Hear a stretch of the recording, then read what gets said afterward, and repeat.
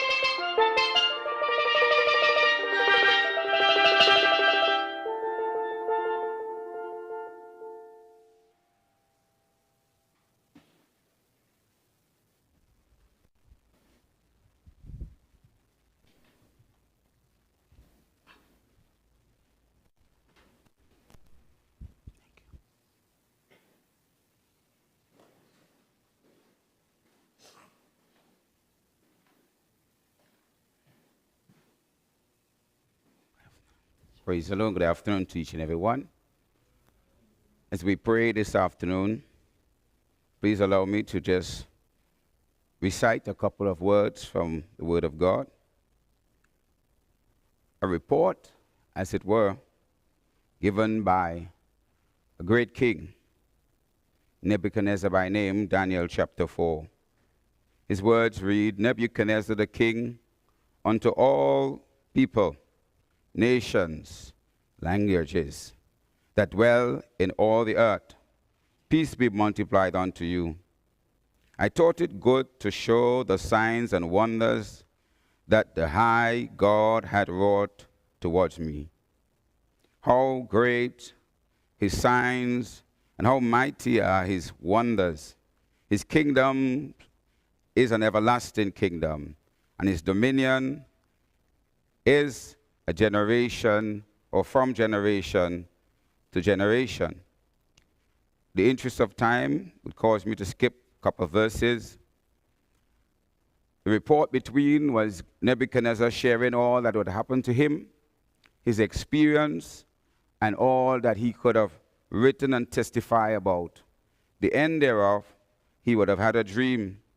And that dream caused him for a moment to lose his sanity, as it were. And this is the end of his report.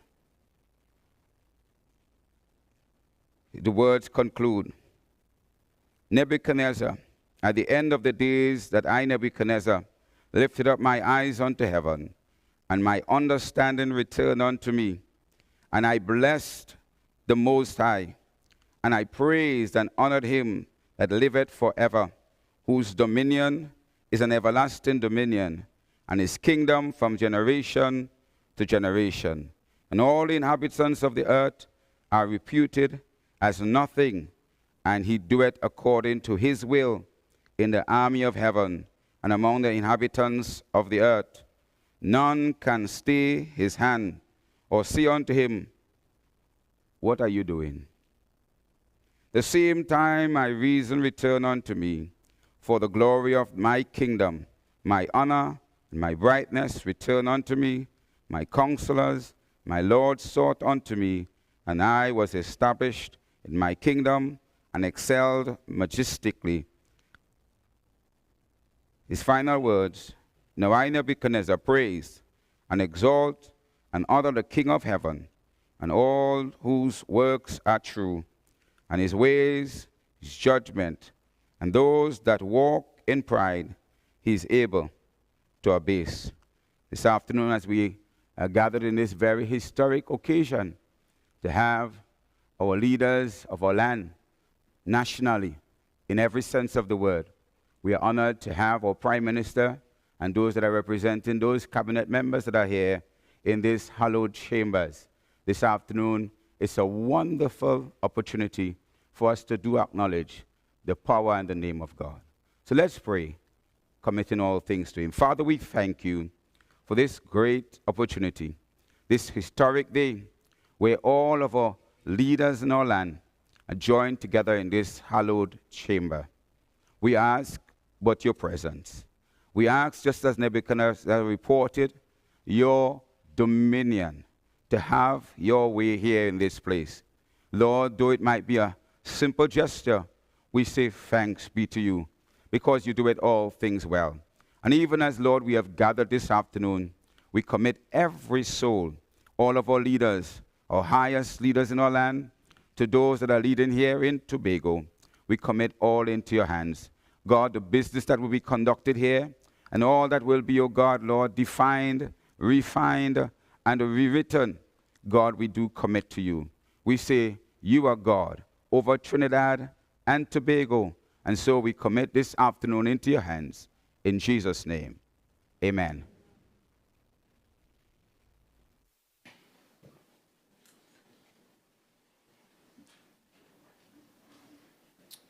Members, guests, you may be seated.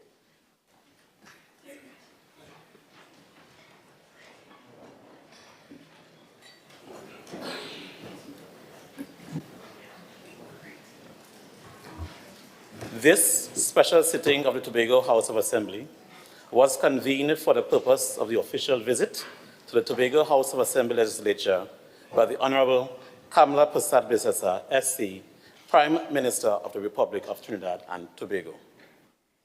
The members are now invited to introduce themselves to the Honourable Prime Minister.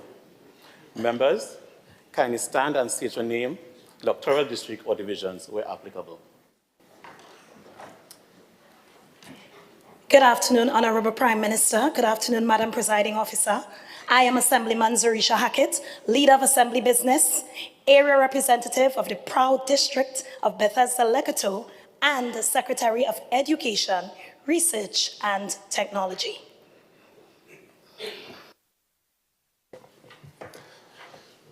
Thank you very much, Farley Chavez Augustine, Chief Secretary of Tobago and the representative of Tobago's most beautiful, most sustainable district of Palo Tuvere, Lansomis, Speyside.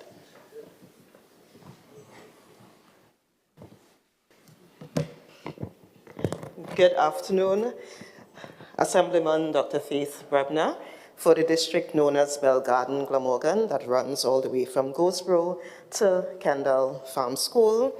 Deputy Chief Secretary and Secretary with responsibility for health, wellness, and social protection. It's an honor being here this afternoon. Good afternoon, Honourable Prime Minister, Madam Presiding Officer, Cabinet Ministers, and my colleagues here in the House this afternoon. I am Councillor Petal Ann Roberts, and I'm the Secretary of Finance, Trade, and the Economy.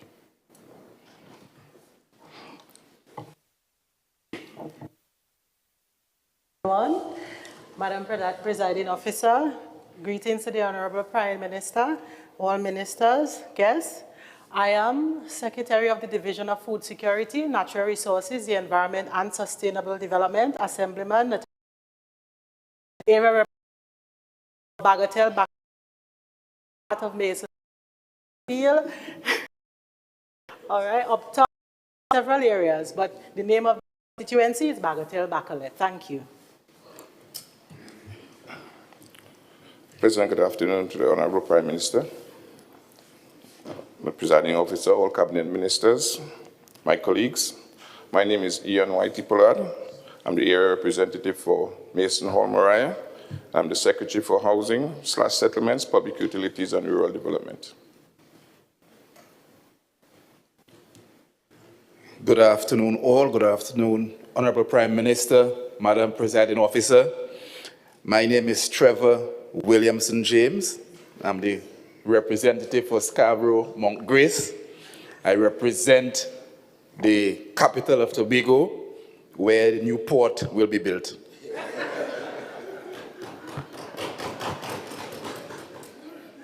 Good afternoon, everyone. Good afternoon, Honourable Prime Minister, Madam Presiding Officer. I am Assemblyman Niall George. I represent the District of Plymouth Blackrock. I am the Assistant Secretary in the Division of Tourism, Culture, Antiquities and Transportation. I'm also the Deputy Presiding Officer.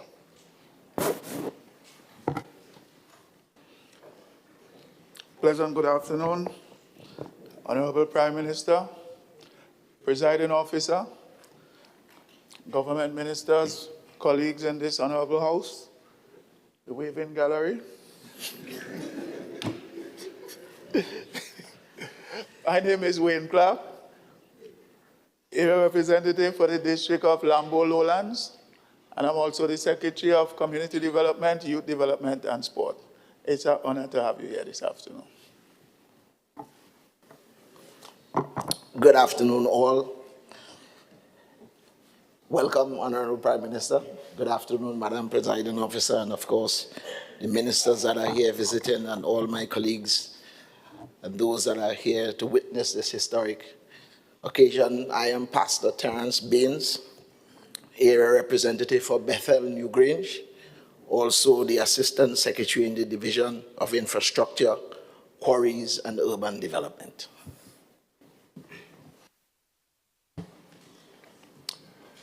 Pleasant good afternoon to everyone, Madam Prime Minister, Madam Presiding Officer, all the ministers, members of Cabinet present, and all the members of the House, those in the public space, and those looking on online. My name is Sonny Alfred Craig. I am the area representative for the beautiful district of Buku, Mount Pleasant, which includes most of Canaan. I am presently the Assistant Secretary in the Office of the Chief Secretary with responsibility for the environment, climate change, and energy. Thank you.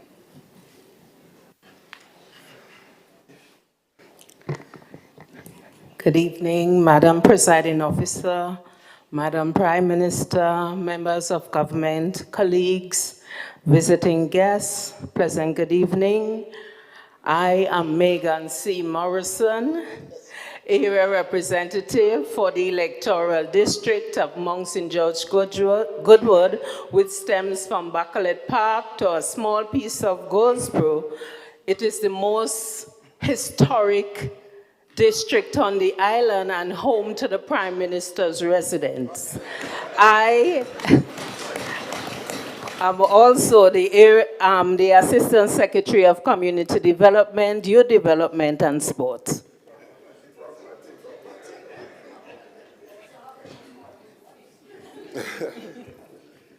Good afternoon, Madam Presiding Officer. Good afternoon, Madam Prime Minister.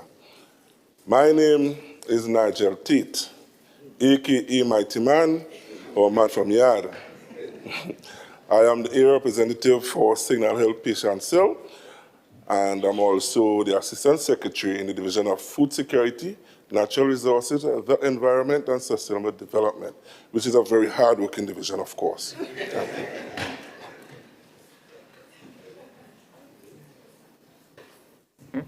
Good afternoon, Honourable Prime Minister, Madam Presiding Officer, other ministers who have journeyed across the pond to be here in Tobago with us, and of course, my colleagues in this Honourable House. My name is Orlando. I'm the Assistant Secretary in the Division of Settlements, Public Utilities and Rural Development.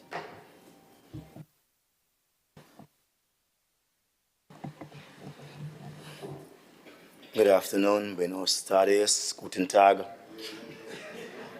Madam Prime Minister and other government officials, welcome to the Tobago House of Assembly. This is what a revolution looks like. Take a look at them.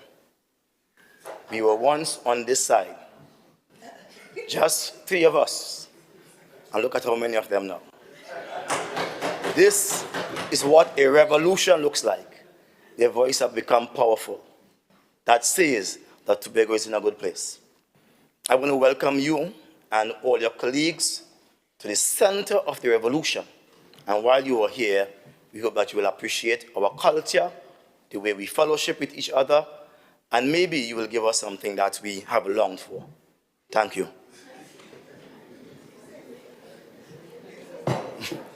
Introduce yourself. Good afternoon, Honourable Prime Minister. Good afternoon, Madam Presiding Officer, government ministers, colleagues, our guests in the public gallery, and let me especially welcome students from my alma mater, WIM Anglican Primary School. Welcome to this honorable chamber. I am Kelvin Morris, area representative for the most resourceful and resilient electoral district out of the 15 electoral districts in this house.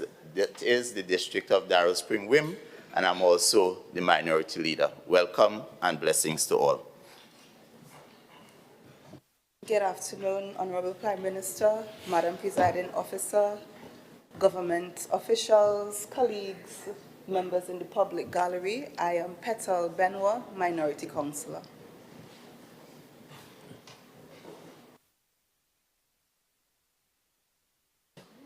I now invite Madam Presiding Officer, Ms. Abby Taylor, to officially welcome the Honourable Prime Minister to the Assembly Legislature. Good afternoon, everyone. The Honourable Kamla Persad-Bissessar SC, Prime Minister of the Republic of Trinidad and Tobago, Attorney General John Jeremy SC, the Honourable Barry Padarat, Minister in the Office of the Prime Minister and Minister of Public Utilities, and Member for Couva South, the Honourable Jerlene John, Minister of Works and Infrastructure, and the Member for Couva North, the Honourable Saddam Hussein, Minister of Legal Affairs and Minister in the Ministry of Agriculture, Land and Fisheries, and the Member for Barataria San Juan, the Honourable Sean Sobers, Minister of Foreign and CARICOM Affairs, the Honourable Devendranath Tanku, Minister of Finance and Minister in the Ministry of Planning, Economic Affairs and Development, and Member for Faizabad. The Honourable Dr. Kennedy Sawach Singh, Minister of Planning, Economic Affairs and Development, and Minister in the Ministry of Finance. The Honourable Dr. Lakram Budu, Minister of Health and Member for Oropouche West. The Honourable Roger Alexander, Minister of Homeland Security and Member for Tunapuna. The Honourable Dominic Smith, Minister of Public Administration and Artificial Intelligence. The Honourable Dr. Michael Dowlat, Minister of Education and Member for San Fernando West. The Honourable Fali Augustine, Chief Secretary of the Tobago House of Assembly, and Mrs. Augustine, Parliamentary Secretary Wilfred Nicholas Morris, in the Ministry of Foreign and CARICOM Affairs and in the Office of the Prime Minister. Senator Melanie Roberts Rajman, Opposition Senator. Mr. Joel Sampson, Member for Tobago West. Mr. David Thomas, Member for Tobago East. Minority Leader, Assemblyman Kelvin Morris, and members of the Tobago House of Assembly. Chief Administrator of the Tobago House of Assembly, Mrs. Denise Toby Kwashi. Administrators, Clerk of the Assembly, Mr. Lincoln Nelson. Former parliamentarians and members of the Tobago House of Assembly. Teachers, students, specially invited guests, members of the media, distinguished ladies and gentlemen, a special good afternoon. It gives me great pleasure and deep pride to welcome you, Madam Prime Minister, to the Tobago House of Assembly Legislature. This is your first official visit as Prime Minister to these halls, and I want to say from all of us here, welcome to the People's House. We often hear of conversations about autonomy, and rightly so. But before we speak of where we are going, I want us to take a moment to appreciate where we stand. These walls, these benches, this very chamber, they hold a story of a people who have been fighting generation after generation to have a say in their own affairs. As Dr. Susan Craig James reminds us, Tobago's history has always been one of resilience and persistence. In the late 1700s, this little island had its own assembly, one of the earliest forms of representative government in the region. But that representation was short-lived, and for much of our history, decisions about Tobago were made somewhere else. Still, our people never stopped speaking up. They never stopped working for a seat at the table. In 1980, when the Tobago House of Assembly was re-established, it wasn't just a legal change. It was an emotional one. It was Tobago saying we are ready to take responsibility for ourselves, and we are ready to shape our own destiny. And this chamber, this very space, became the heart of that promise. Every debate, every motion, every decision made here is a reflection of the hopes of the people who sent us here to serve. When Tobagonians look at this legislature, they see themselves. They see the proof of their voice, that their voices truly matter. So today, Madam Prime Minister, your presence here means more than just a courtesy call. It is an acknowledgement of respect for this institution and what it represents. It is a signal that even as we discuss autonomy, we are doing it from a place of partnership and pride, understanding that Tobago's strength contributes to the strength of Trinidad and Tobago as a whole. These walls are hollowed not because of the furniture or the architecture, but because of the spirit that fills them, the spirit of a people who have journeyed from silence to speech, from oversight to ownership, and from hope to history. Madam Prime Minister, I welcome you to this chamber, to this symbol of Tobago's enduring will and wisdom. May your time here remind us all that good governance is not just about laws, it's about listening, it's about partnership, and it's about building together. Again, welcome to the People's House, and welcome to Tobago.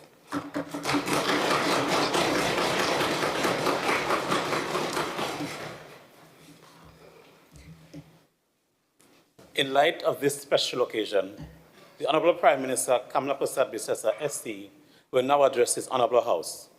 Madam Prime Minister, may it please you to address this House.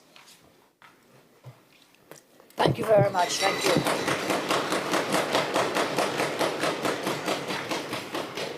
Thank you very much. Madam Presiding Officer, thank you for your kind invitation and your very kind words here today.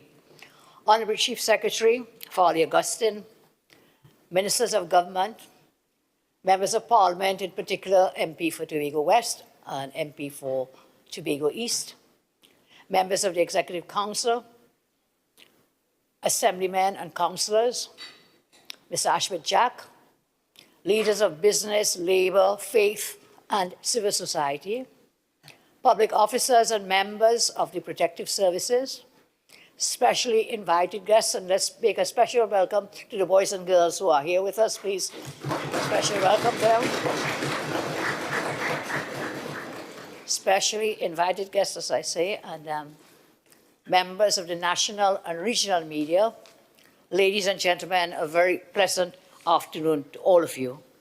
I sincerely thank you for your very kind words, and let me say, I'm very happy to be here on the greatest small island on the planet. Very happy to be here.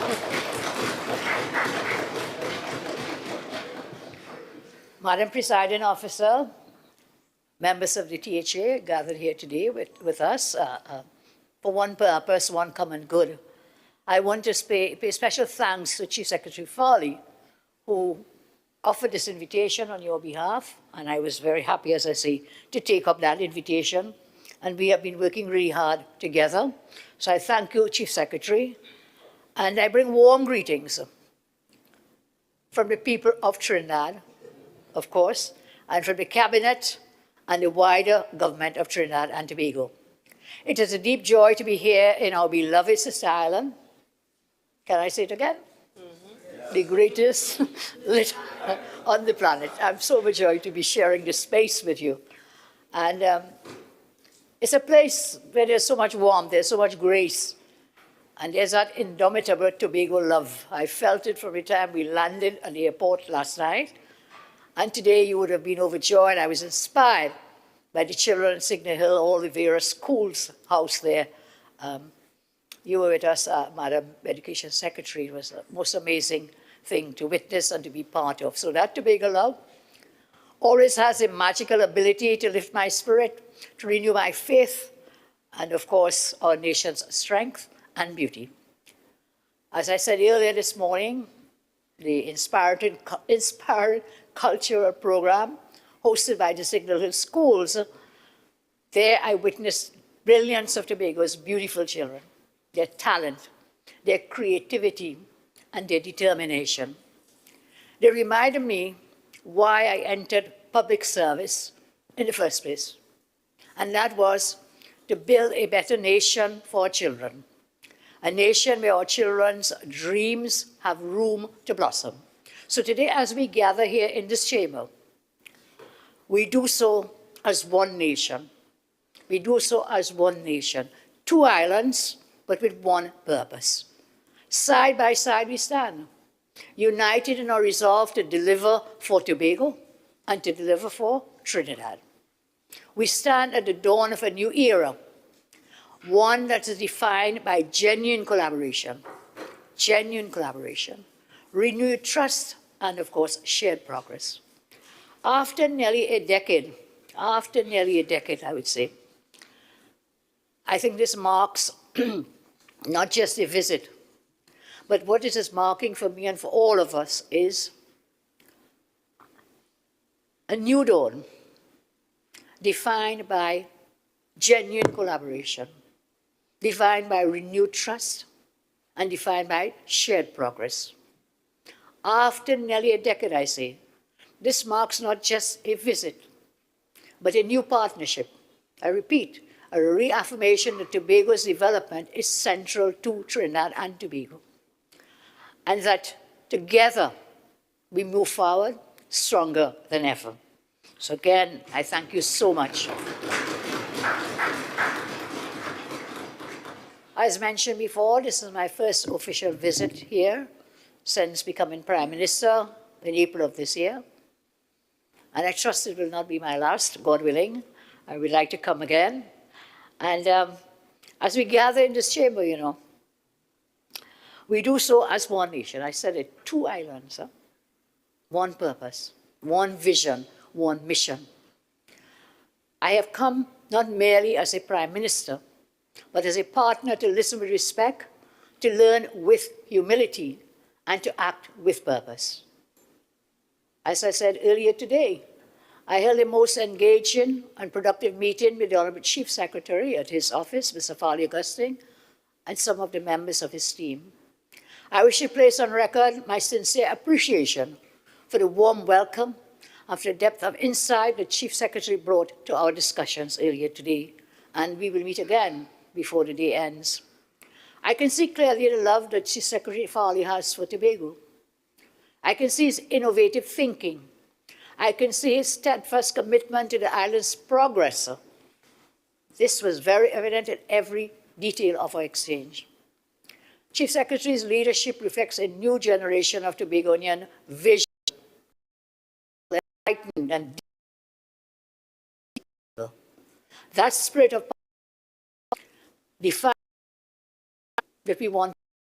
It is a renewal of trust and appreciation between the central government and the THA. And so, my friends, I say, here we are.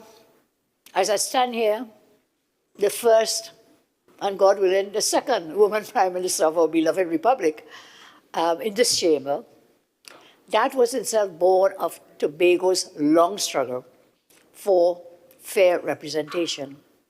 I'm reminded that history always keeps faith with those who persevere.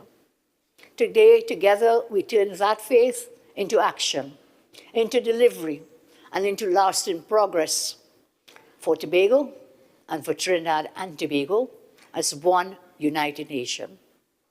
Before we look ahead, as Honourable Presiding Officer did, before we just look ahead, I must, with clarity and respect, go back a bit with your indulgence, address the pastor.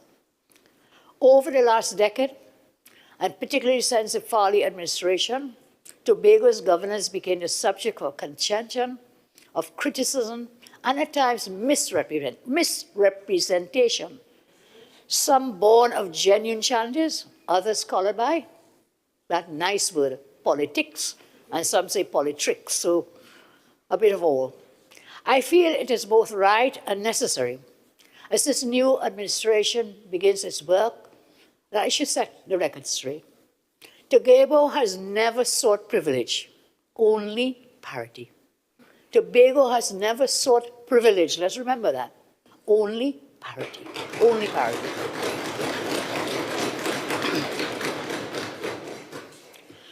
Tobago's voice has always been one of fairness, of inclusion, of partnership. It has not been a voice of rebellion. It has not been a voice of intolerance. It has always been a voice of reason. Tobago's leaders have fought not to divide our republic, but to strengthen our republic through equity and recognition. Under the leadership of Chief Secretary Augustine, Tobago has entered a new chapter of renewal, restoring confidence, rebuilding institutions, and reinforcing accountability. Chief Secretary's approach, and together with his entire team, is something grounded in cooperation rather than confrontation, which reflects both pragmatism and vision. I again thank him and his team for their hospitality and steadfast commitment to the people of Tobago. As a daughter of Trinidad and as Prime Minister of both our islands, I stand not to speak for Tobago, but I stand with Tobago, and I want to let you know that.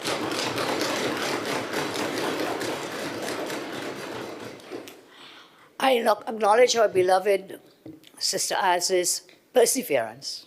I honor your contributions, and I affirm that our shared future must be built, not on any sense of superiority or distrust, but we must be built side by side on solidarity. Together we will rise. This is the spirit of a new era. It is a spirit grounded in respect and responsibility and results. And I say two islands, side by side, one nation, one purpose, one vision, and one mission. It is from that same spirit of renewal that we remember that Tobago has always been the co-author of our national story. From colonial resistance to independence, the people of this island have insisted that destiny must be shaped with the people and for the people. Each time we raise our flag, or recite our national pledge, or sing our national anthem, we honor the people of Tobago who demanded fairness, who demanded dignity, who demanded a voice in the national space. I say that standing here today, in this assembly, born of that struggle, I truly feel deeply moved to affirm for the record Tobago's lasting contribution to the democracy of our beloved land, Trinidad and Tobago. At the dawn of modern stood Philbert James, I hope I'm correctly, James, APT James as we know. Tobago's first elected representative to the Legislative Council in 1946. And he was the father of modern Tobago representation. He pressed for more than one seat for Tobago. He pressed for a place on the Executive Council. He pressed for a permanent voice on the Estimates Committee. He argued tirelessly for roads, electricity, sea, air links, better health, better schools, better support for agriculture, for fisheries, and early investment in tourism. Though he passed away, some of you may recall, months before independence in 1962, his vision has endured. It is fitting that the Prime Minister stands here today in an assembly his advocacy inspired to affirm that Tobago's cause remains a national cause and that his dream of equal participation continues to guide our beloved land.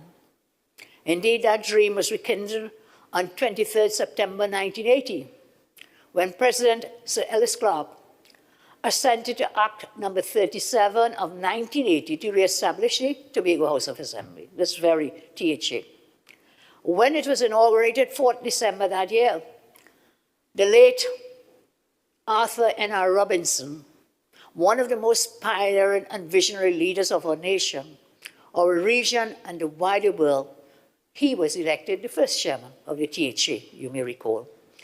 In that moment, Tobago reclaimed not only an institution, but Tobago reclaimed its rightful place in the governance and conscience of our nation.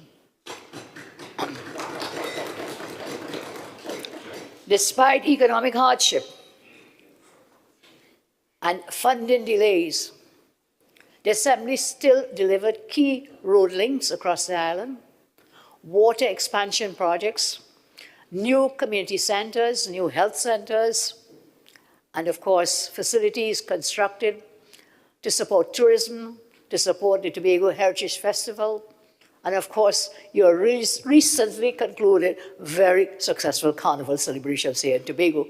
I told Chief Secretary, I think one day Tobago will overtake Trinidad in your carnival celebrations.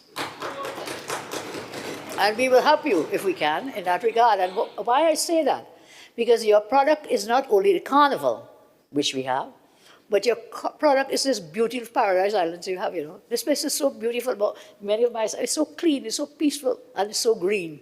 So your product is both the jumper for the carnival, but also just a piece of the beauty of this greatest little island on the planet. Thank you so much. So,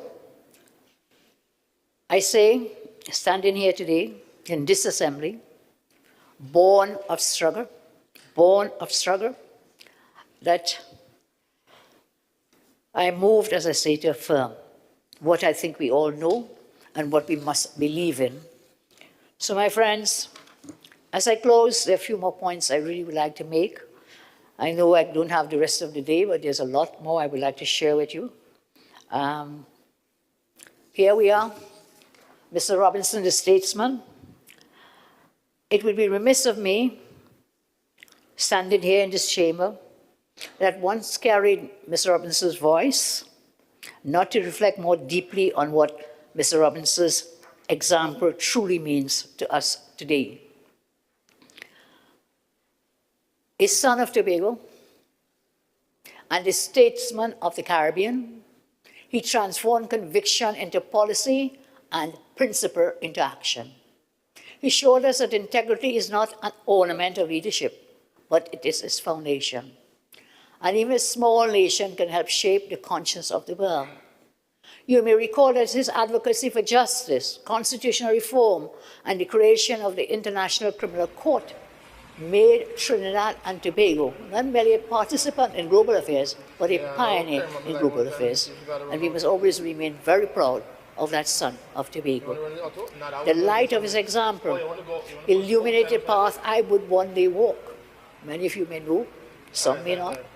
Ashwood and I go back a long way, Ashwood Jack, Watson Duke, many of you. His example illuminated the path that I would one day walk. In 1987, during the administration that Mr. Robinson led, I began my own journey of public service when Mr. Robinson, then Prime Minister of our nation, appointed me the first woman alderman to what was then the St. Patrick County Council in Sapara. That is where I began my public service under the tutelage and wisdom of Mr. Robinson back in the day. That single act of inclusion by him, visionary and courageous in its time, opened a door not only for me, but for many women who would follow. It affirmed that leadership is not about privilege or power, but about trust, about opportunity and faith in the potential of others. From that moment forward, my understanding of public life was forever shaped by the principles that guided him. And these are some of those. That service must be grounded in conscience, that unity grows from respect, and the strength of our nation lies in the dignity we afford to every citizen. I was also fortunate to be in a cabinet, my first time in cabinet, with Mr. Robinson in 1996. That is the year we passed Act number 40 of 1996. And that is the same act which today governs the operations of the THA, passed then with Mr. Robinson, myself, and others in that cabinet in 1996. So when I stand here before this assembly, that once echoed with the voice of Mr. Robinson, I do so not only in tribute, but also in gratitude, compelled to record for posterity the truth that Tobago's enduring leadership has helped to shape not only our democracy, but also my own journey of public service within it. We also remember the late Ho-Cho Charles, former Chief Secretary. Just recently on Republic Day, I had the honor to pay tribute to Mr. Charles with the highest award from the Republic of Trinidad and Tobago, the Order of Trinidad and Tobago, the RTT, and that was in Republic Day 24th this year, September. Mr. Ho-Cho Charles was a fearless defender of Tobago's autonomy.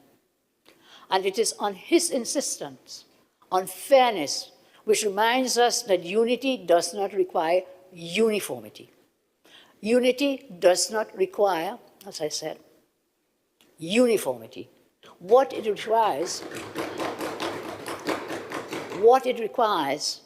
is respect, mutual respect. That lineage of leadership continues in Chief Secretary Farley Augustine, a man of clarity, a man of compassion, and a man of conviction. And I might pause for a moment.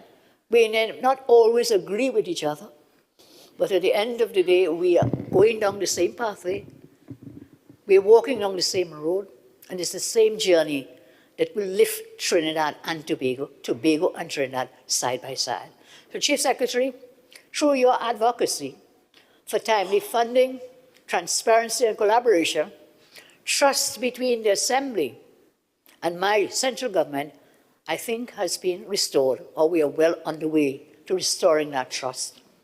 I again thank Chief Secretary and his team for their gracious welcome, constructive engagement, steadfast commitment to Tobago's progress. Together with the 2 Tobago MPs in our Parliament, in the House of Representatives, from your party here, majority party here in this DHA, there is really a steadfast commitment to growing side by side together. The Tobago's voice remains strong in the national chorus of unity and delivery. And that spirit of partnership is not new. During my previous term, 2010-2015, I tried my best to make sure that Tobago was a national priority from day one. In September 2010, I met with the Chief Secretary then, Mr. Honourable London, at Calder Hall. He was a leader from an opposing party, yet he was a son of Tobago, and he was a very civil person. Our relationship was respectful and focused on results. Together, we proved that collaboration delivers. In April 2012, you may recall, I commissioned the Scarborough General Hospital, which had been down for the longest while, the cost overruns. I don't want to go back into all of that, but I was proud that it took this little lady from Trinidad to commission the Scarborough General Hospital.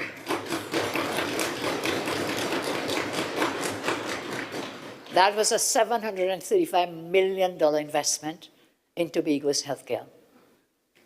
Caribbean Airlines also, during that first term, modernized the air bridge. In 2014, the MV Superfast Galicia strengthened the sea bridge. And of course, in 2011, we set up the integrated learning campus here in Tobago. So my respectful view, and with all humility, is that during 2010 to 2015, Tobago progressed. And now from 2025 to 2030, we partner together that Tobago will progress and Trinidad will progress side by side together. So today, that same spirit of cooperation has taken root. Under my new administration, respect is no longer just a word in our politics, it is a governance practice. For the fiscal year 25 to 26, recently concluded budget, Tobago has received TT $3.724 billion, which is about 6.3% of the national budget. This is the largest allocation in history to Tobago. It is the largest allocation in our history.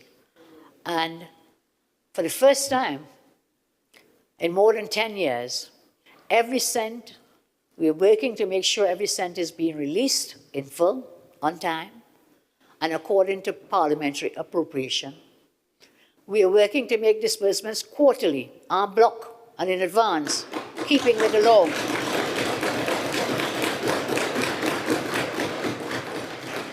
Chief Secretary Farley has described this as a step in the right direction, and I wholeheartedly agree. These actions speak louder than any promise. They show that my government's commitment is to fairness, accountability, and partnership. The business community has also welcomed this change, seeing in it a new era of prediction and trust. My previous tenure taught me some very important lessons. That when Tobago is treated with respect, Tobago responds with results.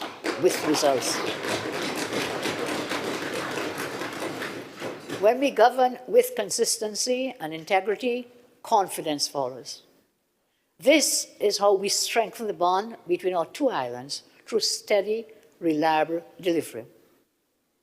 Time does not permit me to share the full breadth of my government's plans and policies to partner with Tobago side by side, but I cannot be here and not share with you some of them.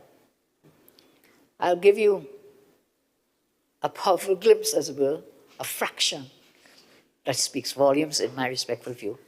Even this brief account shows that Tobago is once again advancing with purpose, backed by action, delivery, and unwavering commitment to progress. Healthcare close to home.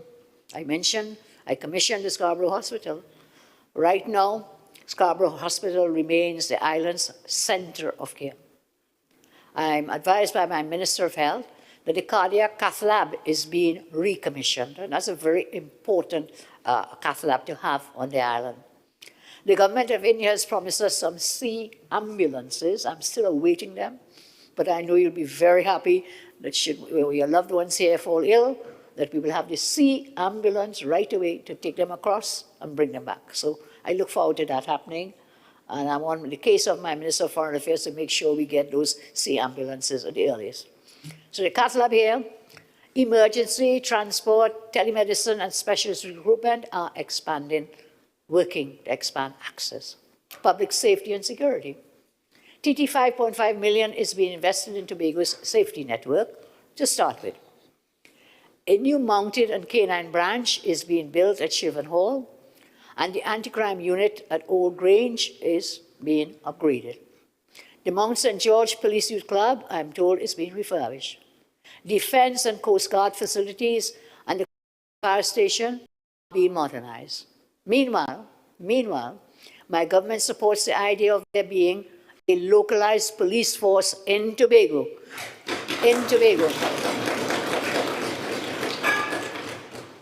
in the same way that all municipal corporations in Trinidad benefit from such arrangements.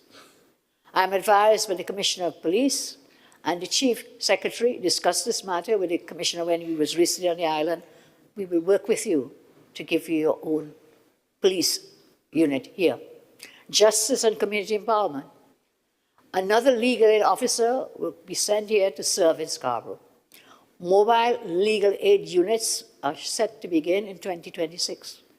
Public defender and probation services are being expanded here for Tobago. Power, water, and infrastructure. We came in last night, and on the news last night, I'm told, some persons in Tobago were being interviewed by media, of course, and asking, what would you like most? You know what many said? Do you have any idea? It was water. Of course, there weren't many other things, but one of the priority areas was water. Water. Water is life. Water is life. My own constituency of Sapara, I am advised by Wasson, the Minister of Public Utilities, is the worst constituency when it comes to water distribution. Maybe they were punishing me and my constituents, but it's the worst in the entire country, Tobago and Trinidad. I hope that he plans to do something about that. The people of Sapara suffered for far too long, so whilst I plead for you, I'm pleading for my constituents in Sapara. So thank you. So let's talk about this, talk about the water. Power, water, and infrastructure. The Cove Power Station is under full review. Lighting and paid connections on the Clonowell Highway are being restored. WASA projects at Goldsboro, how do you pronounce it? Goldsboro, Bell Garden, Hermitage, and Study Park will secure round-the-clock water supply. The WASA Authority will invest in key development projects in the island of Tobago, including the construction of a desalination plant in Hermitage, Charlottesville. I think my minister, JJ, is from Charlottesville, originally. And I think Chief Secretary tells me his wife is from Charlottesville. So they will all be very happy, all the people there, as we do these desal plants there. And the feasibility of another one in Study Park is being considered to meet the growing water demands of the island.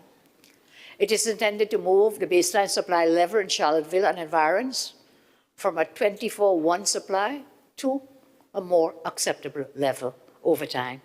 So last night, when we came in, we had something to eat, and together with us was a very high official, Mr. Chris Sinclair from the IDB. And last night he was there with us, assuring Farley, myself, and the AG and the others who were there, he will help us get the money to build the desal plant in Tobago.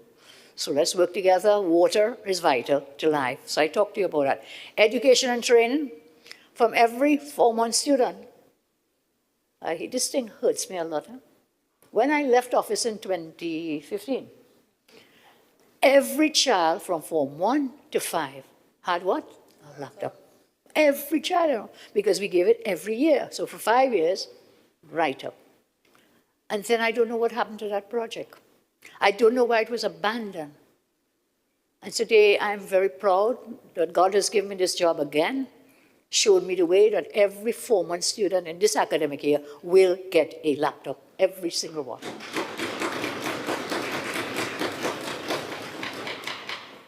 So we have teachers being trained in AI and digital literacy. Dominic Smith is here, Minister. For the first time, we created history again because we now have a Ministry of AI. And that is going to make the ease of doing business faster, better, and will encourage more investors to come. We need investors. We need them to come. We need to improve the ease of doing business in the public service and elsewhere. So we are working there. I'm talking about education and training. Authority for Staff and Risks. Now, I'm told with the THA, is that Education Secretary? THA. Recently, we transferred the entire process for teachers to gain approval, leave from the Minister of Education to the THA. Imagine you want to take a few days sick leave, and you have to send that down to somewhere in Port of Spain or somewhere. So that has now been transferred, and this is where we have to delegate some more functions. We have to delegate back to Tobago. We have to delegate. And the new NTA-THA agreement will assess training needs, and UTT's Kendall Farm will serve as a certified training site. Some things in the area of education, of course, there's a lot more. Minister of Education is here with us. Housing and planning. When I got this information from my Minister of Housing, MP David Lee, it stunned me. The documentation that he sent to me is to do with a project you are familiar with here, the Riseland project. Are you familiar with that?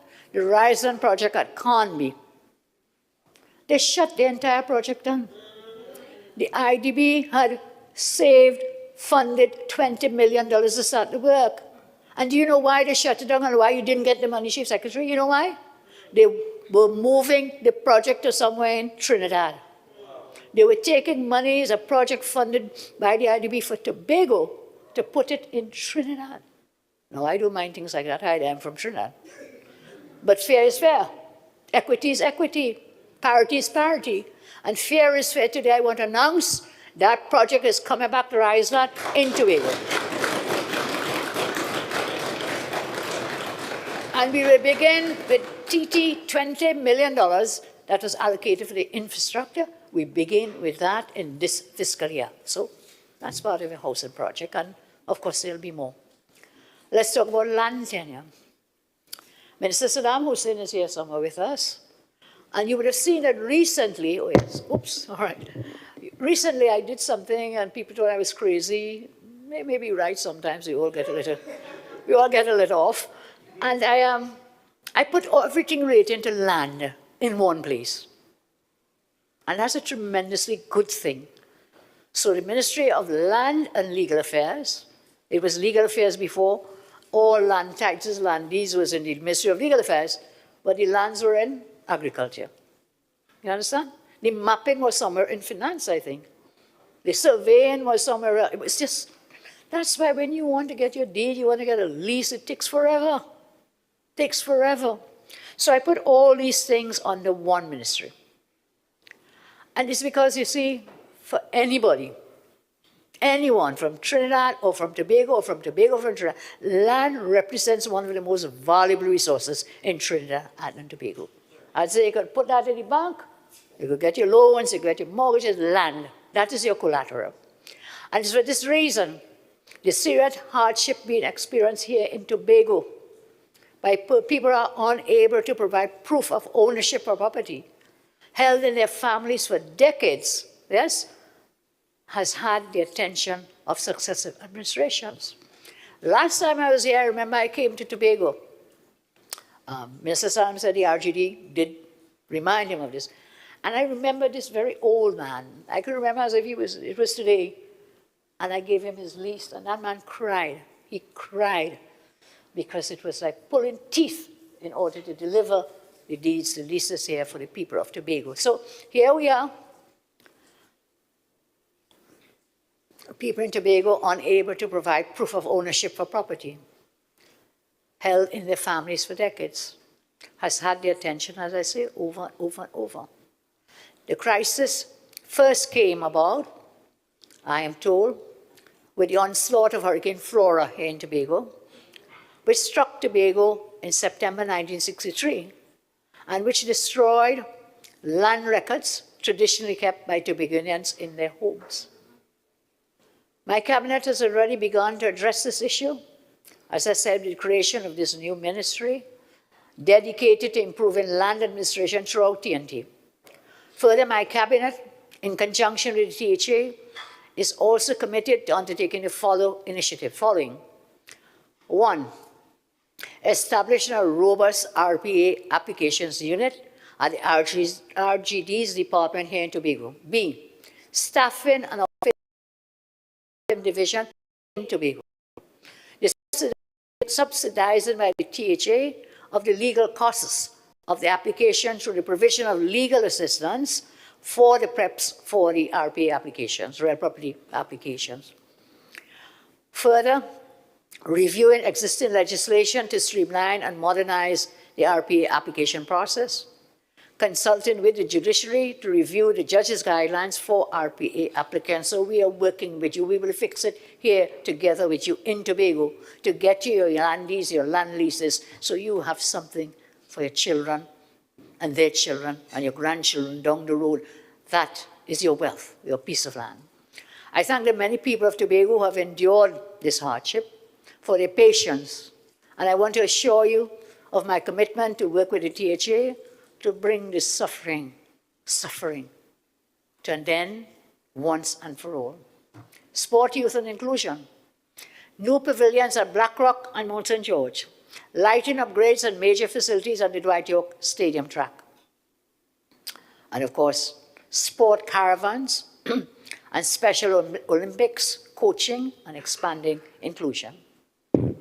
Culture, excuse me, and the creative enterprise. The THA Festival, Heritage Festival, we all know. Blue Food Festival, I hope you continue to preserve this identity and create income.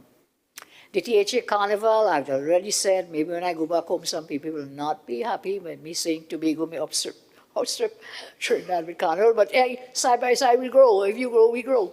And if we grow, you grow side by side. Digital government. TT Pass, government-linked TT. And GovPay TT will provide secure, cashless public service. TT Gov Cloud access TT centers will extend digital access across the island and the islands, across the islands.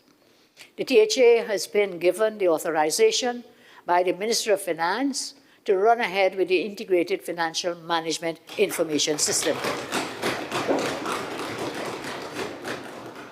I am happy that my government in just 6 months can deliver today something that you have long waited for.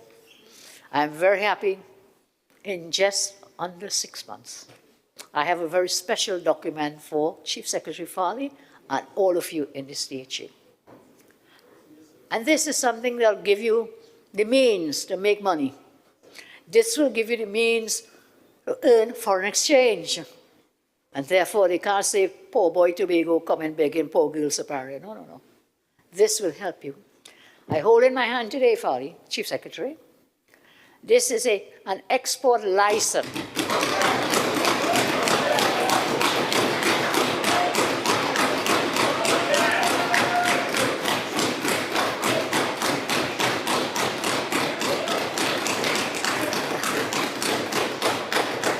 This is an export license for Study Park Quarry.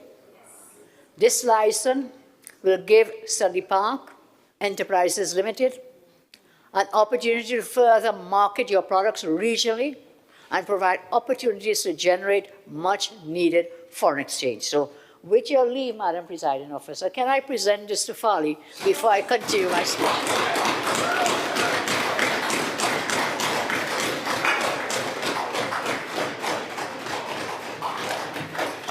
With great pride. Thank you very much. You deserve this.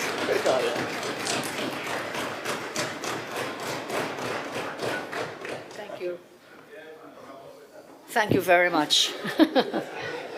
So, Chief Secretary? Okay. Well, let's come to some more important matters. But money first. So I am so happy if you can make some more money for the people of Tobago and for Trinidad in foreign exchange as you use this export license to export, this export license to export. What is yours? The aggregate out of Study Park. If you were doing that all this time, you might have been richer than some other places, which will remain unnamed. Let's get to autonomy and the way forward. The THA, acting on behalf of the people of Tobago, has advocated for significant constitutional reform to increase Tobago's authority over its own internal affairs. The primary this reform is to formally acknowledge Tobago's unique identity, sovereignty, while at the same time preserving the unity and sovereignty of the Republic of Trinidad and Tobago. I say again, we must stand side by side, side by side. My government stands firm in its commitment to Tobago's right to meaningful self-government and self-determination with a strong and united republic. My government, as I say, I do not see this as a favor being granted to you. This is not a handout, it's not a favor, but it's a duty that is honored and is grounded in equality, in respect and shared purpose, side by side. Tobago must have the freedom to shape its development while remaining a full and valued part of the national family. This autonomy is not separation. It is participation with power, backed by predictable funding, joint planning, and transparent governance that treats Tobago's priorities as national priorities. Our goal is simple and enduring. One republic, two islands, one people moving forward together in trust, in dignity, in purpose, toward a common prosperous future. These proposed constitutional amendments are designed to achieve several objectives. Let's start. One, to grant Tobago legislative, Chief Secretary, legislative and executive control over issues related to Tobago's internal development. Further, to give the THA the authority to establish a governance structure adapted to the island's specific needs. Yet further, to secure fiscal autonomy for Tobago, including a fair and equitable share of national revenues.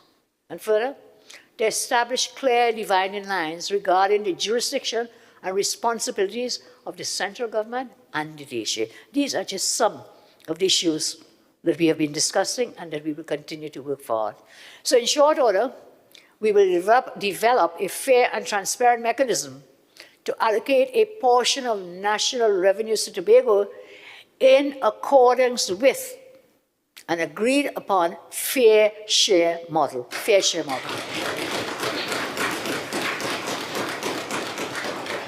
This equalization model in the first instance will allow for the moving away from the current population percentage-based budgeting for development, but will move instead to percentage-based budgeting for development to a project-based budgeting. So from population-based budgeting, which changes, fluctuates, and so on, we are looking at project-based budgeting.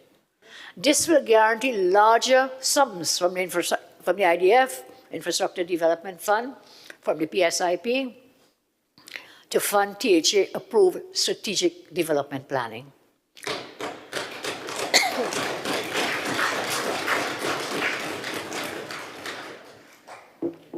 Interestingly, in 2013, some of you may remember, I offered Tobago 8% of the national budget.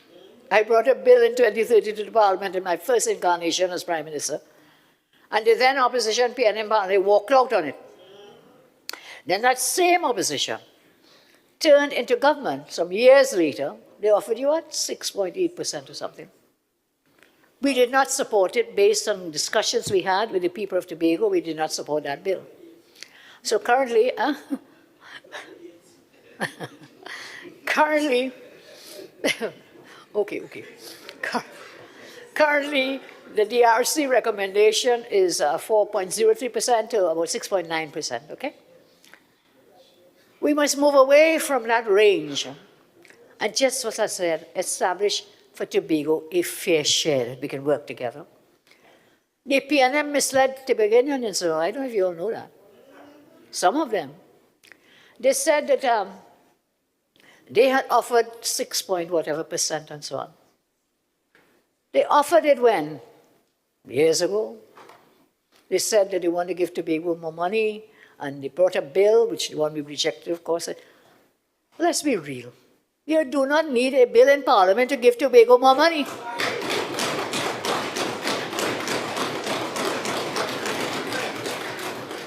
And we proved it.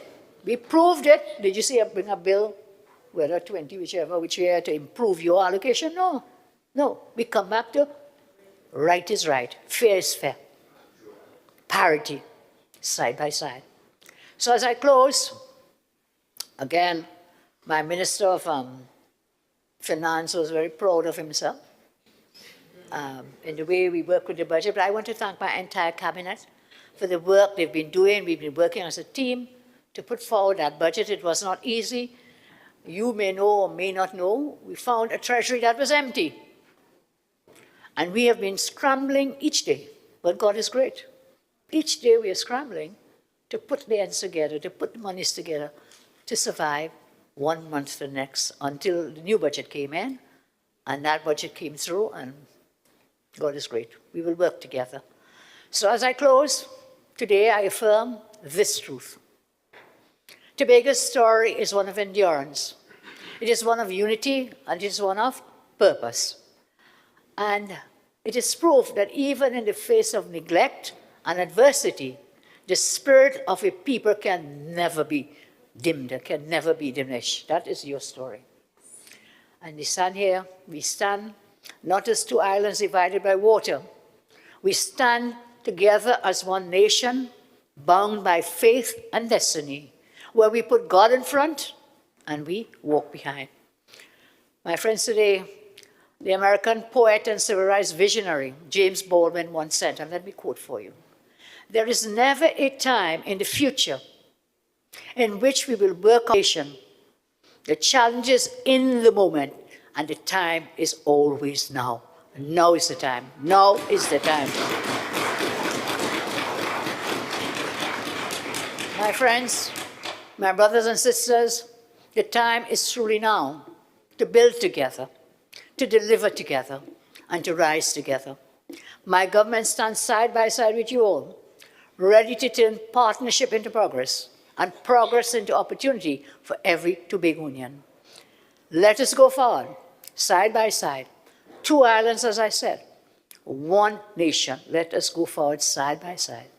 Two islands, one nation, one purpose, one vision, and one mission. That our two islands as one nation be united in hope to work together.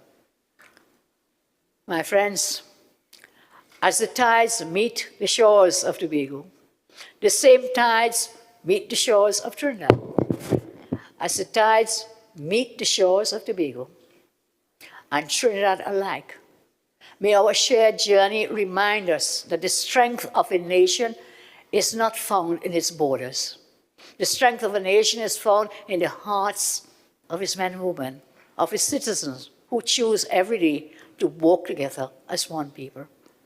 May God bless Trinidad and Tobago. May God bless Tobago. And may God bless the Republic of Trinidad and Tobago. I thank you, but let me remind you, the anchor holds. The anchor holds.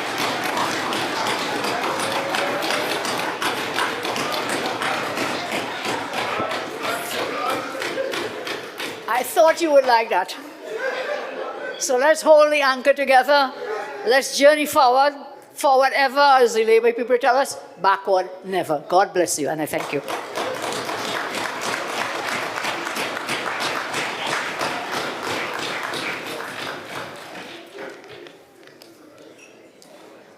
I now invite the Honourable Chief Secretary, Assemblyman Farley Augustine, to respect words of thanks.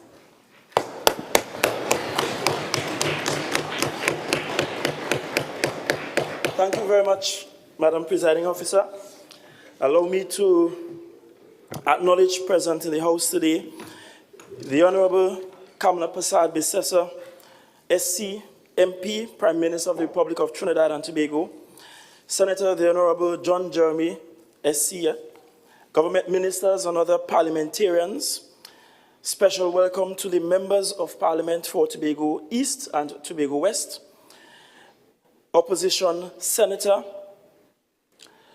Ms. Abby Taylor, Presiding Officer of the Tobago House of Assembly, Assemblyman Kelvin Morris, Minority Leader, and other members of the Tobago House of Assembly, all former parliamentarians and former members of the Tobago House of Assembly who are present, Ms. Natasha Barrow, Permanent Secretary to the Prime Minister and Head of the Public Service, Mrs. Denise Toby-Quashi, Chief Administrator of the Tobago House of Assembly, Mr. Carl Murray, Permanent Secretary in the Office of the Prime Minister, Central Administrative Services, Tobago, administrators, Mr. Lincoln Nelson, Clerk of the Assembly, special invited guests, especially our pupils, members of the media, ladies and gentlemen.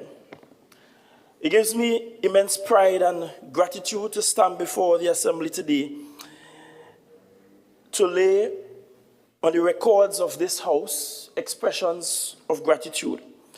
Expressions of gratitude, firstly, to the Prime Minister of the Republic of Trinidad and Tobago. Madam Prime Minister, you were sworn into office on the 1st day of May, 2025.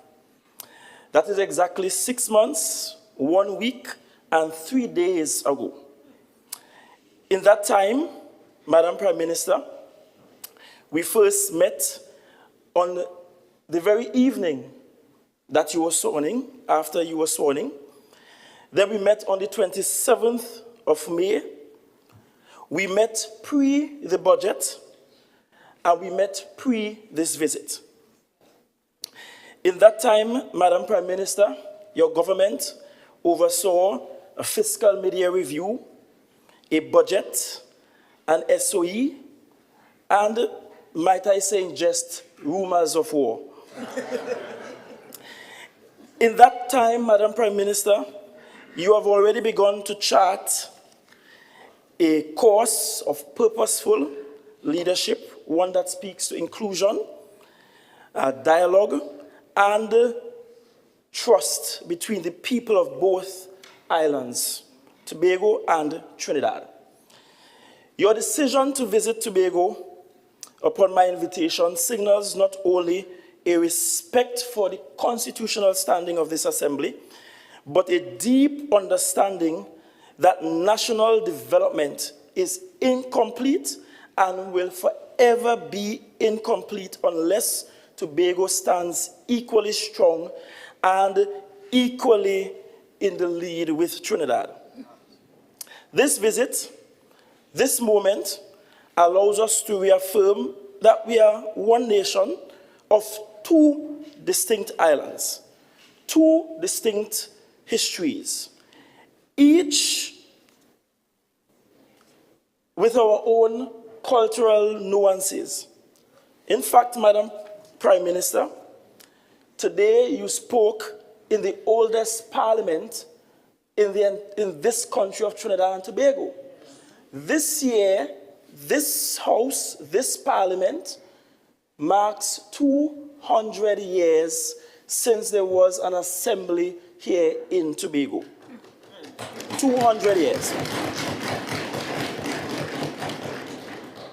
And so I know, while there is an unconscious urge to always think that the bigger, the better is in Trinidad, when it comes to parliamentary democracy, Tobago certainly stands as a leader. You ended with poetry, and perhaps I should share from E.M. Roach, a well-known Tobagonian playwright and poet, who, in his seminal work, The Flowing Rock, says, "Oh man, your roots are tapped into this soil. Your song is water, wizard from these rocks." Close quote. These words are not mere poetry, they are prophecy. They remind us that leadership, just like life, must draw its nourishment from the very ground on which we stand. Madam Prime Minister, while I express gratitude for your visit, I wish to take the opportunity to remind respectfully of the following, some of which you mentioned in your speech. That the question and concern surrounding Tobago's autonomy and our right to self-determination will forever remain a question and concern until we fix a historical injustice. As a matter of fact, it was in this very house, the then governor said, after the House agreed, the last motion before this House was dissolved to make way for joining with Trinidad. In that motion, the leaders of Tobago then said, we will join, not willingly, but if it doesn't work out, we will leave and come back. We are happy that from all indications that we will settle an historical injustice and there won't be a need to leave.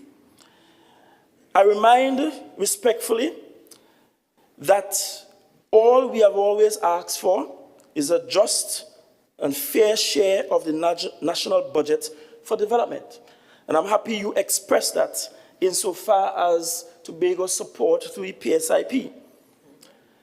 I remind respectfully of your words that unity does not require uniformity. And perhaps I should apologize in advance, because sometimes in my youthful exuberance, my disagreement may not always come out in polite words. But certainly, if there is disagreement, you will hear. You also said that when Tobago is treated with respect, Tobago responds with results. Respect is key. I must challenge you, therefore, Madam Prime Minister, and your cabinet colleagues who are all here, that as you return to cabinet, that we have made preparations for the transferal of town and country planning to Tobago, and we very much expect it this year.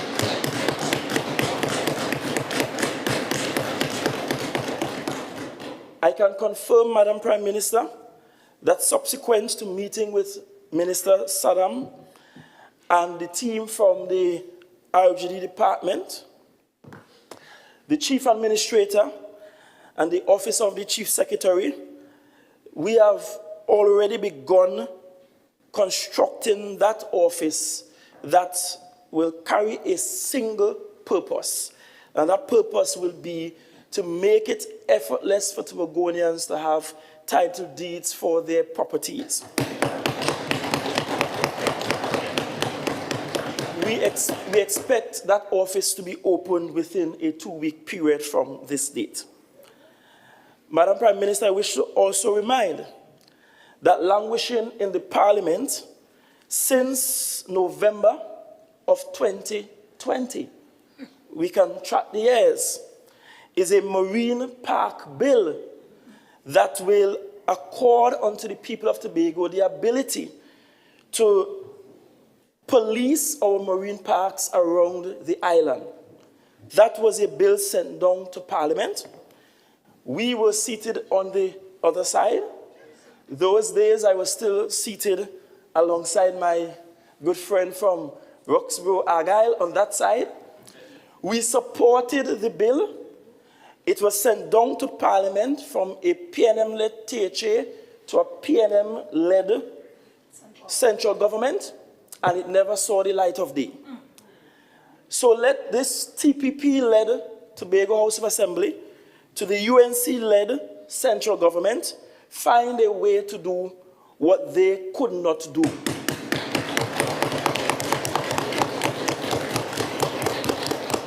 That matter is critical to our tourism product. I must also remind you, Madam Presiding Officer, the issues surrounding our security. For a long time, that's the 6th schedule item, and for a long time, we have bemoaned the fact that our borders remain pretty porous. And as a result, drugs and guns make their way onto and through our shores.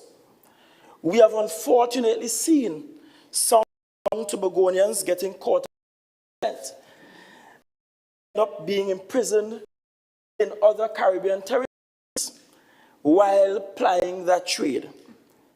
We have to work even harder, and I see the buttress of a Minister of Homeland Security here with us today.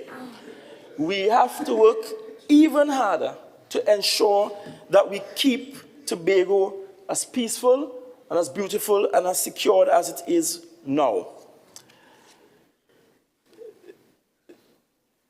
The other issues will be transmitted to the Parliament through our members of Parliament.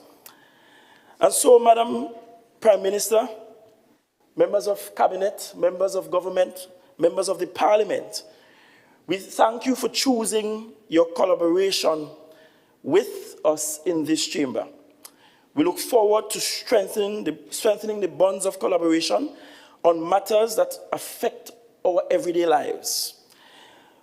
We look forward to how we can partner in ensuring that everything from transportation and tourism to healthcare and housing, from empowering our young people to preserving our natural treasures, from constitutional reform to practical action that ensures equity and prosperity for all.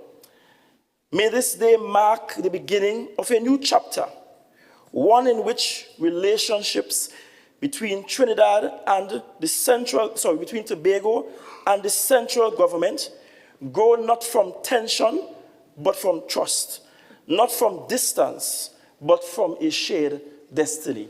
Thank you, Madam Presiding Officer. Madam Presiding Officer, and one more thing. I did open the envelope, Madam Prime Minister, because I wanted to make sure it was not a dummy check or a blank envelope contained therein. And I'm happy that I can display and show a copy of the export license for the Stolly Park Quarry, Stolly Park Enterprise Limited. Application made since 2022. And one will think, as we say in Tobago, that if you have a brother in the mango tree, you will eat. But sometimes you have to just depend on a stranger to give the kind gesture that your own will not give to you. On behalf of the people of Tobago, thank you very much.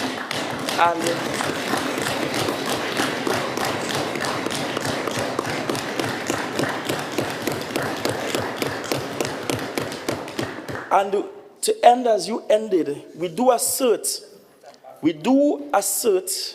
that between these two main islands, Tobago will forever remain the smaller of the two. We won't be able to go much larger geographically. But when I think of a ship, one of the smallest but yet most important component of a very large ship is a very small anchor. See this island Tobago, this little island Tobago, as the anchor to Trinidad and Tobago. We will determine smooth sailing, safe anchorage, but above all, Trinidad and Tobago's progress will only happen once Tobago's progress is anchored down in the national parliament. I thank you for visiting us. Thank you for joining us on the thrust towards making Tobago the greatest little island on the planet. Thank you.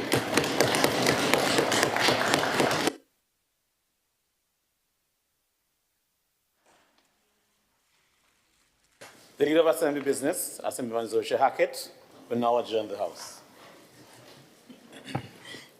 Madam Presiding Officer, I now beg to move that this House now stands adjourned to Thursday, 6th November at 10 a.m.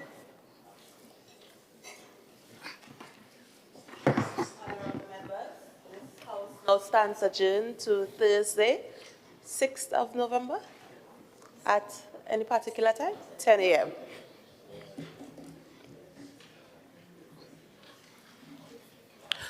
All in favor say aye. Aye. I'm sorry. Any against say no? The ayes have it. This House now stands adjourned to Thursday 6 at 10 a.m. Ladies and gentlemen, I now invite you to stand as the Honourable Prime Minister and the Presiding Officer depart the chamber.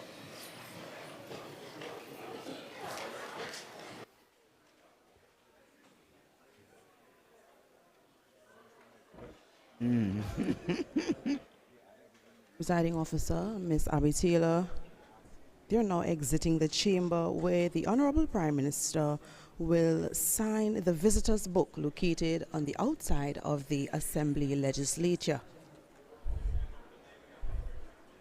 So we just heard from Chief Secretary, the Honourable Fali Augustine, echoing the sentiments of the Honourable Prime Minister, Kamla Persad-Bissessar, for working together and respecting each other.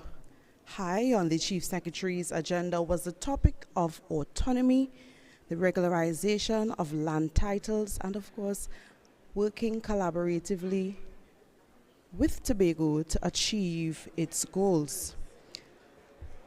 The Honourable Kamla Persad-Bissessar, our Prime Minister, spoke passionately about unity, partnership, and renewed collaboration between Trinidad and Tobago.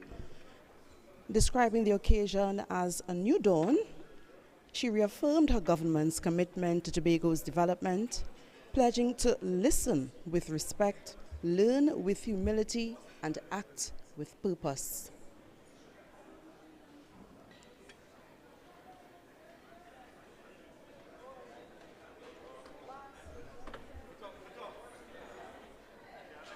As she signs the visitor's book, the Prime Minister underscored that autonomy does not mean separation, but rather a framework that grants Tobago greater legislative and executive control while preserving national unity.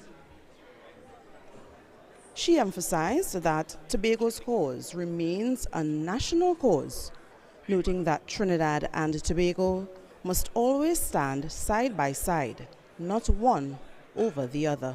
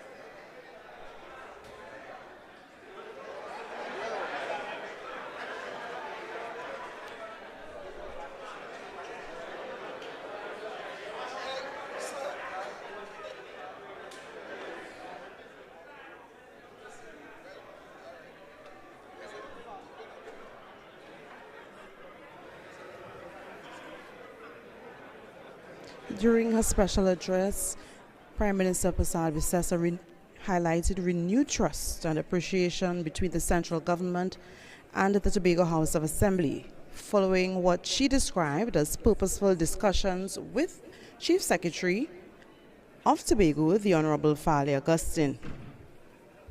And as a tangible sign of partnership, she presented the Chief Secretary with an export license for the Studley Park Quarry, enabling the Studley Park Enterprise Limited to generate additional revenue for Tobago. The Prime Minister is being presented with a token of appreciation by the presiding officer, Ms. Abby Taylor.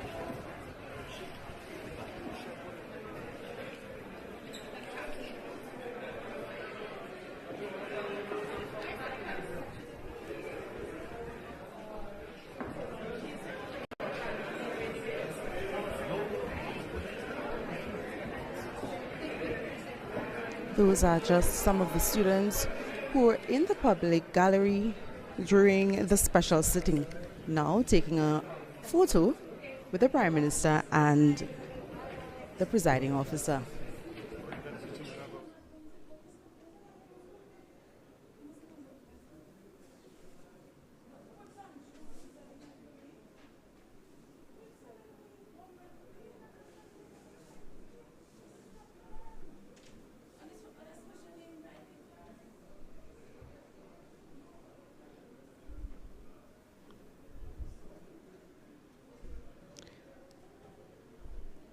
As she exits the Assembly legislature, the Prime Minister is expected to meet with the Chief Secretary, well, the Prime Minister and the Attorney General. They're expected to meet with the Chief Secretary to further discuss Tobago's autonomy. Additionally, Cabinet Ministers will engage in meetings with their respective line secretaries of the Tobago House of Assembly.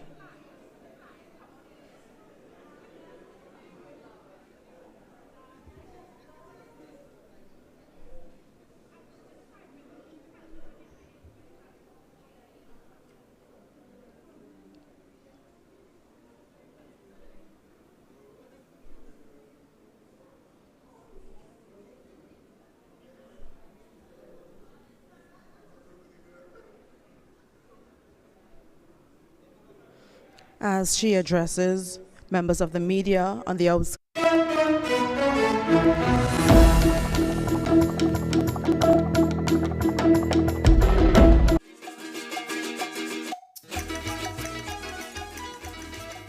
The winning numbers in the National Lottery online draws for Tuesday, 4th November 2025 at 10:30 a.m.